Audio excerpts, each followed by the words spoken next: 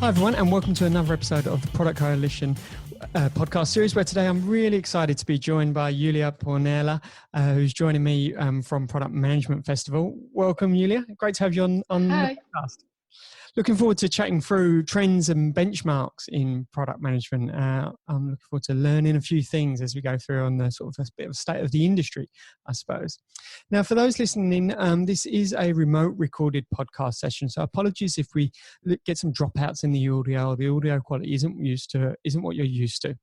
If you just discovered the Product Coalition, welcome. We're a global product community with over 500,000 readers, 7,000 Slack members, and thousands of podcast listeners. You can head to members.productcoalition.com to find out more. Okay, Iulia, let's get stuck into the topic. So trends and benchmarks in product management, and it's by Product Management Festival. But before we get into what you've learned, what you've discovered, where the industry is going, which I'm really interested to find out about, could you share a little bit about yourself for me? Sure. Thank you so much, Jay, for the invitation. It would have been nice to meet in person as well. I think that was the initial plan. I think you were planning as well a visit to Switzerland, which is a very nice place to be. But right now, I think, we just meet online. So a bit about myself. I'm the head of product management at Product Management Festival. That is a bit meta.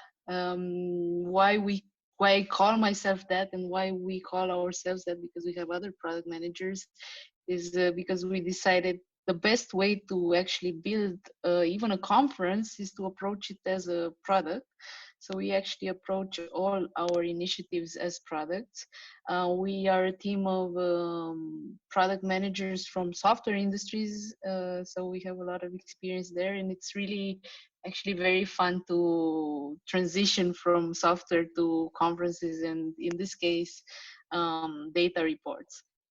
I've been with the Product Management Festival since 5 years, and in this time we've done a lot of challenging, fun, exciting things. So we organized 2 conferences right now, one in Switzerland, one in Singapore. This year we decided we're not gonna do the one in Singapore just because of the current unclear situation. So we put a lot of effort into building up the Trends and Benchmarks report, which we actually publish since 3 years. So we do a survey every year and publish the data. This year has been a bit different because we had more time to invest in it, and we really looked at data points and correlations between some interesting things, which I'm going to detail a bit later. So. Okay, awesome. So I'm looking forward to running through this and finding out what some of the big learnings are that you found. Do you mind sharing a little bit of how you collected the data? Where's it from? What time period are we looking at, etc., when it comes to going through this? Sure. So we opened the survey up for 1 month, during which we this year we collected over 2,000 answers from over 48 countries, which is basically made out of product managers who are either attending our events or are in our community since a few years.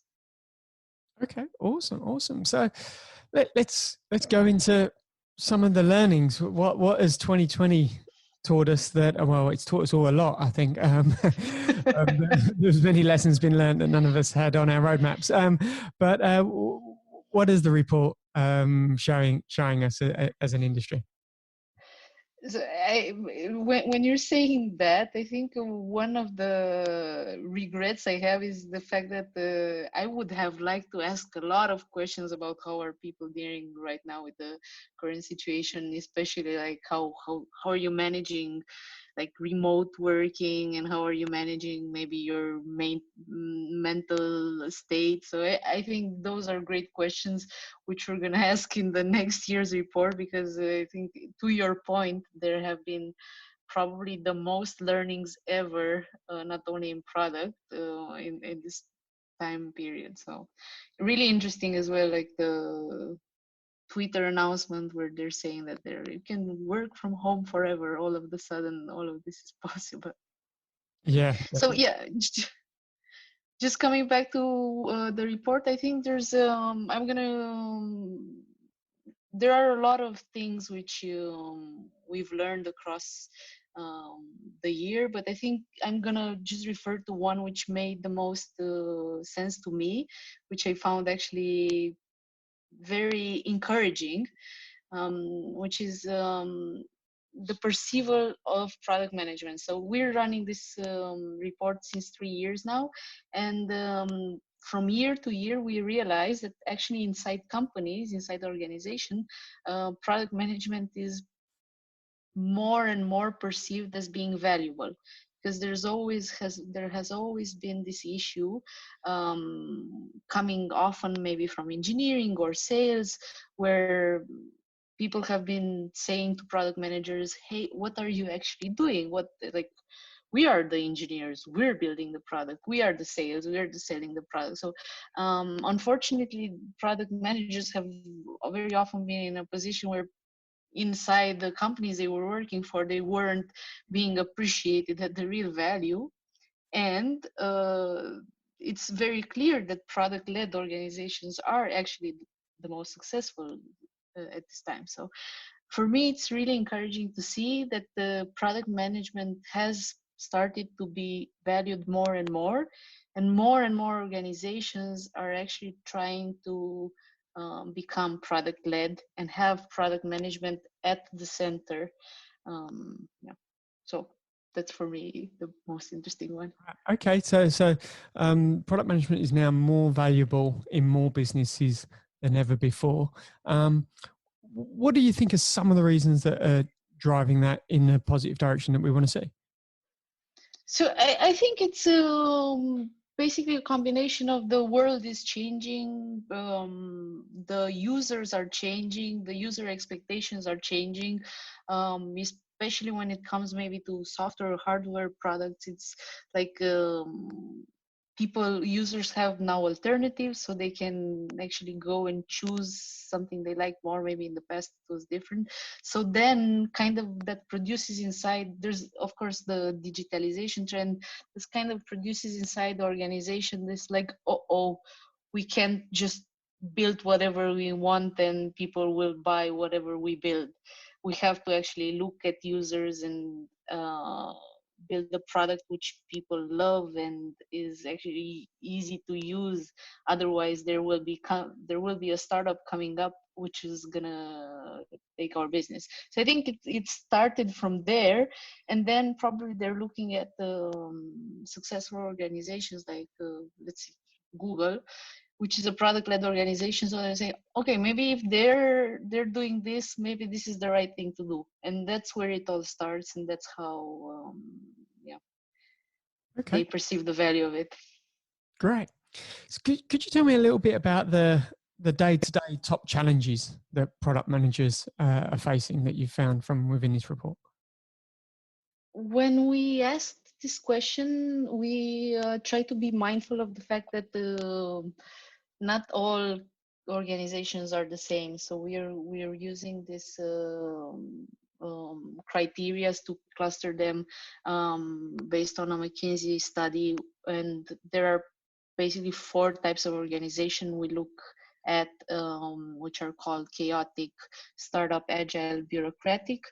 The exact definition and traits of these you can find in the report. So just by the way, the report is free, available for download. Anybody can download it. Our goal as an organization is to actually support product managers, to amplify the profession inside companies, to give tools to product managers so that they're able to do better their job. So the only thing we ask for is that if you download it and it was useful, next year maybe you can answer as well in the survey so that we can keep this going. Brilliant. So back to your question, I just we basically used these 4 types of organization and looked at the answers. Surprising or not, top challenges are the same in mostly the same in organization, and the number 1 or one of the first 2 is the fact that inside organizations there are competing objectives, and we looked at this and tried a bit to understand what does this mean. Why is competing objectives a challenge for product managers? And then when we were discussing, so the data processing was done by Timo Wagenblatt, who is one of our board members who's working as a VP of product at SAP. So he's the data master. And then we had a lot of conversations internally. Okay, now we have the data, we see all these points, but what does it all mean at the end? How can we actually translate that into something where product managers can actually go in back to their jobs and like do things better?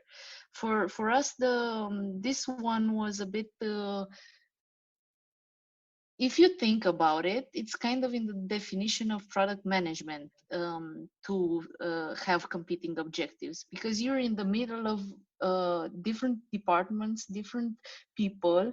You're the jack of all trades who has no influence over others, but has no official authority over others, but you have to influence them when it comes to take decisions. And of course, yeah, engineering wants to build maybe a product which is like has the latest technology. Sales wants to build something which the customers have been asking for. So you're in the middle of all these people.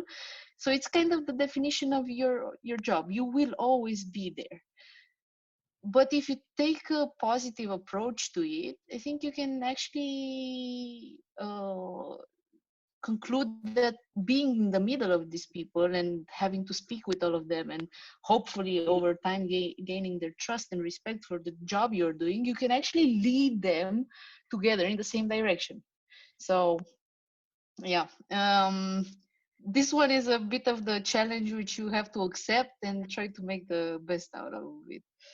And the second one I want to mention, and there's many more, but I just want to mention the second one, which is lack of time, which I think it's still surprising for me that the product managers have a lack of time. And it might be because people are still have a hard time in saying no. And I think there have been so many talks in so many conferences. There are so many videos out there where people can see, how can you say a soft no? How can you say no without offending, without being rude, by still like keeping a good cooperation with your colleagues? I think this one is, it's not human nature to say no. It's painful to say no. What helps me as a product manager when I say no is the fact that I think either way a decision will be made. Either way things will not get done because of the lack of time. Uh, it's my responsibility to actually have a decision on what these things are. Because if you just do not decide, it will happen by itself. I think that's irresponsible. Then it's like, yes, it's painful to say no, but then once you have at least a choice over it, you can influence and just lead things in the direction you want. Interesting. Yeah, for me, like this lack of time and competing objectives sort of go hand in hand. If you've got competing objectives and you're having to constantly rationalize, then that's going to suck up a lot of your time, having to rationalize that. So then I sort of think, well, is that then the ability to say no? If it is difficult to say no in any way, shape or form, then it comes down to competency around prioritization and effective prioritization. So you're not having to say no to give you more time back. So this is really insightful. Thank you for sharing. Now, one of the other big questions in this report that I'm sure everyone's keen to know about is salary, and what's the trends on the financial side of product management? It used to be wild ranges, the numbers. Are they still pretty wild, or are we seeing a sort of median start to come through now? It's not so wild anymore. I think the range starts to narrow down. I think this is the favorite part of everybody in the report. So it's like just like we also print it, and when somebody grabs it, it's like first page they go to. It's like salary. Let's see. It's like, am I in the right range or not? Um, it's I think this is very, for me it was very rewarding to hear a couple of people who have come up to me and said, I've used this benchmark to ask my boss for a raise, and it worked. So, at the end of the day, we're surveying people. We try to cluster them by countries, so we have an average by country, but we also have like average by country by role, because it's such a big difference. It's still, product management roles are not so clearly defined, so you still find a lot of product managers who have product owner titles, product owners who have product management titles. So it's a bit strange, but we try to cluster them by the title, and to give a close to reality as possible number. And then what I notice, it's the range is not so wide, but it depends a lot on in which kind of company you are. So there's always, of course, companies which are paying more, like big banks or Google, and then maybe like startups which are paying less, but it's like a trade-off. Still, the numbers are, I think, a good indicator of where you are in your career path, and because there's still in so many organizations lack of transparency when it comes to salaries. I think people should be using this as a benchmark to see if they're in the right range or not. Maybe they're above it, and kudos to them. Okay. So like US obviously hits the top number due to the economy and tech startups there. But is this changing significantly year on year? The numbers in the report for salary? So what we've noticed from 2019 to 2020 is that there wasn't a significant change from, so I think it was maximum in 5%, which is, given the fact that there are different people answering the survey, could be just like statistical error interval between that, but I wouldn't say there's a clear growth trend there. Okay, awesome. Thank you. So next question I've got is, I understand you've surveyed around psychological safety. So I'm really interested with regards to my next question. What's the relationship you're seeing between leadership styles and the psychological safety rating that's been reported back through this survey? So this all started this year, while we were thinking about what can we actually bring. So what can we publish this report every year. What can we bring new to the table for people?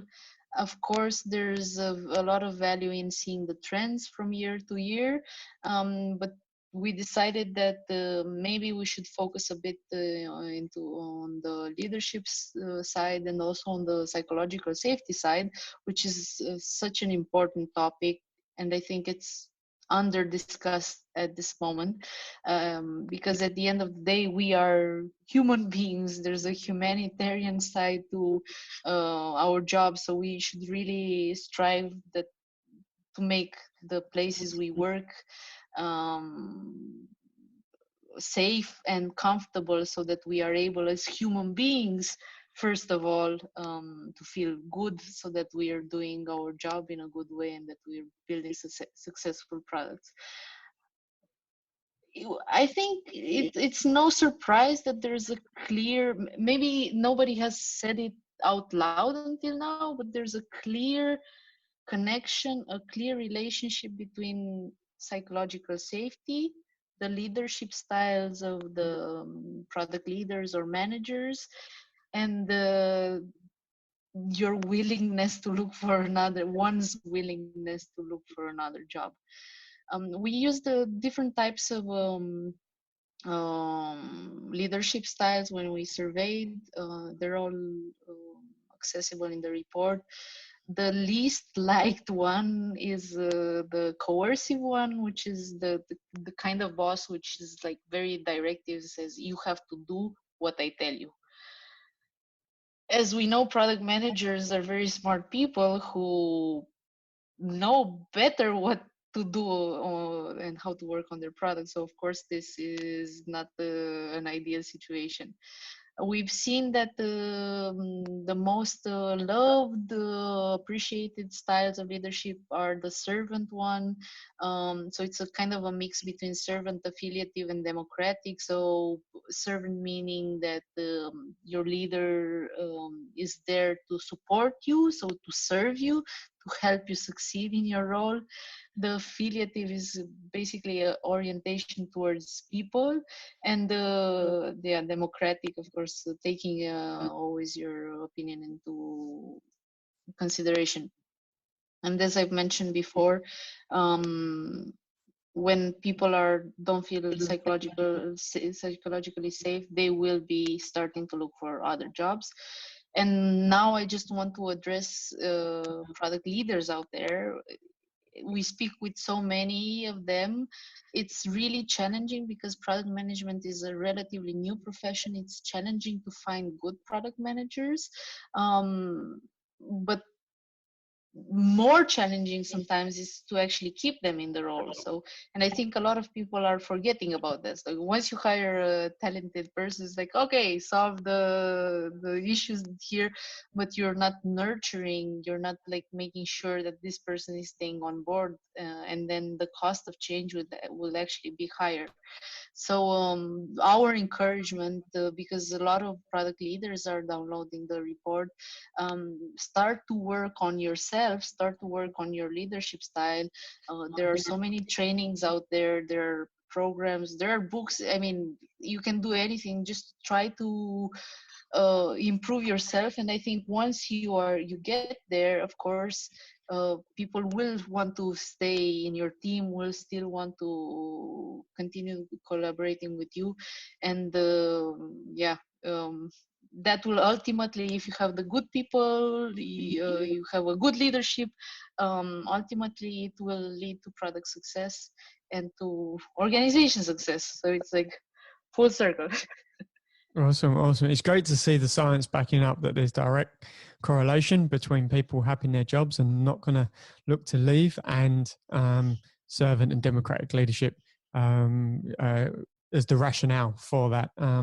Yeah, I agree. For the CPOs and product leaders out there, or those aspiring to be product leaders, check out what servant leadership is and democratic leadership, and identify opportunities to change behaviours. And I appreciate for many people that the culture influences their behaviours and leadership style.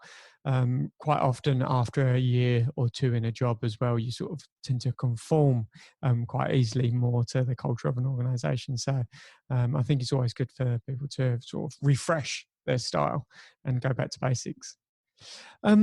So this has been really interesting with regards to the state of the industry. This psychological safety and leadership style is the one I'm really interested to see how it changes in 2021 with, the whole remote work, the COVID-19. I think the whole world is feeling less psychologically safe than what we did 4 months ago, regardless of leadership. And there's a lot of context changing.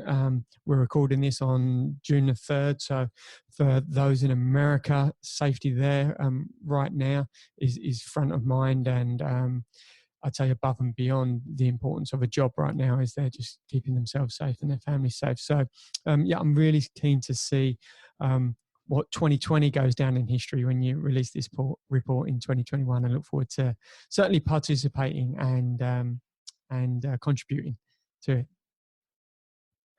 We're looking forward to this one. Can I ask finally, what have you taken out of the report that has changed you as a product manager or product management in your organization? What's the learning for you that you're now going to do different?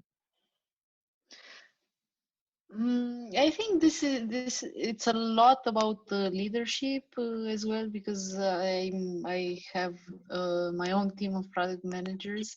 I think in general it's when we collect the data, I have certain expectations of the answers which we're gonna get, and I'm always surprised. So the learning there for me is to be a bit more humble and open when it comes to understanding where the world and the product management is right now. So because we have the big opportunity of listening to a lot of very experienced product managers who come and present, or with whom we also do webinars online, I sometimes feel like I know so much just by listening to so much, but it's just a reminder for me that, hey, wait. So you have to go out there and learn and pay attention to what's happening. The world is very often changing, so it's what one thing which I'm always surprised as well is the new tools which pop up. So there's a question on new tools for product managers, and I was like, oh, I didn't know about them. It's my job to know about them, but sometimes it's like I'm not up to speed with what's happening. So it's kind of a lesson of I should dedicate at least 10% or more of my time to just to do active learning when it comes to how product management is evolving. Even though I've gained a lot in the past years by the nature of my job, there's still so much to be learned every time I look at this report. Well, you're certainly in a good position to learn plenty, because, I attended Yes. Product Management Festival a couple of years ago in Singapore and loved every moment. So you've certainly got a great opportunity to step out of or away from the office or the desk and learn, because I know you guys have some awesome product leaders in your lineup at the festivals around the world. So I can continue to congratulate you on getting that done, and for contributing this back to the community, and helping us all grow, learn, and improve the craft of product management. So thank you. It's a group effort, so we're actually just processing the answers of the communities. It's due to everybody who answers, and it's a long survey, so it's around 60 questions. I thank you so much for everybody who took the time from their day to fill that out, and sometimes with so many details which really help us, because it's in the group, in the people, there's the power of the information. So we're just like facilitating, as we are for the conferences, we're facilitating great speakers to meet great participants and share together their experiences. Without them, we wouldn't be able to do anything. So thank you to them. Thanks so much for this session and sharing all this information, Iulia. I've really enjoyed this recording, so thank you. Thank you, Jay. Thank you very much. For those listening, thanks for joining us on another episode of the Product Coalition podcast. If you wanted to listen to more episodes, you can do so over at podcast.productcoalition.com. Until the next episode, take care of yourselves and best wishes. Thanks all. Bye-bye.